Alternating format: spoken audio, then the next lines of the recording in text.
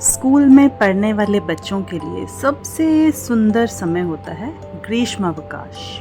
और पूरा साल बच्चों को इसका इंतज़ार रहता है। ग्रीष्म अवकाश में बच्चों का उल्लास देखते ही बनता है। तो इस कविता में मैंने बच्चों के उसी हर्ष उल्लास को दिखाने का प्रयास किया है।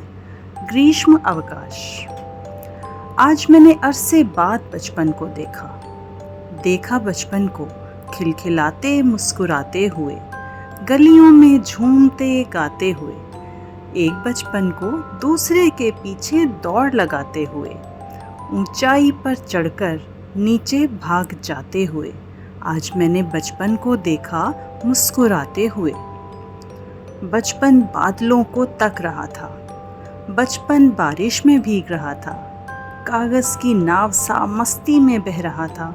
ना फिक्र थी उसे पानी में गल जाने की, ना फिक्र थी उसे धूप में जल जाने की, घर लौटने में देर हो जाने की, ना भूख की ना प्यास की, बस चाहत थी खुद से मुलाकात की। कुछ बोझ उसके हल्के हुए से लगते थे, वह भी हल्का सा होकर हवाओं में गीत गा रहा था। सांसों में भर लेना चाहता था मिट्टी की खुशबू को, छोटी बड़ी इतर चिंताओं को भूल जाना चाहता था। झूलों में झूलता सा, गिरता संभलता सा, वह बचपन जो कैद हो गया था पुस्तकों और बस्तों में, स्कूल की इमारतों में, कक्षा की 4 दीवारों में। आज वह नीले आकाश में, चारों ओर बिखरी हरियाली में, घास में बेलगाम भागता जा रहा था। जिसके माथे पर कई सलवटें पड़ चुकी थी, चेहरे पर उदासी घर कर चुकी थी, जिसका भोलापन कहीं खो गया था, वह बचपन जो अपनी सहजता से दूर हो गया था।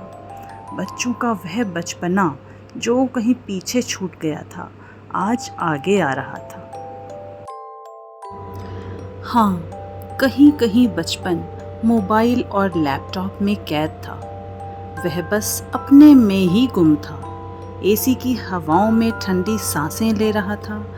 खुली हवाओं से, हाँफती सांसों से वह बहुत दूर था। लेकिन बाहर के बचपन का शोर, हंसी ठहाके उसे बुला रहे थे, उसके मन को रह रह कर लुभा रहे थे।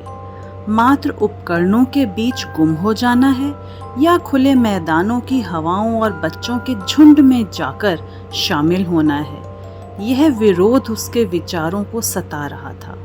कहीं कहीं बचपन उदास भी नजर आ रहा था। महसूस किया मैंने कि बचपन बाहें फैलाए खुद को पुकार रहा था। वह अपने वर्तमान को अनंत काल की तरह जी रहा था। घर से स्कूल, स्कूल से घर, जो रोज चक्कर लगाता था। गर्मियों की छुट्टियों में बच्चों का वह बचपन बेफिक्र सा मुस्कुरा रहा था।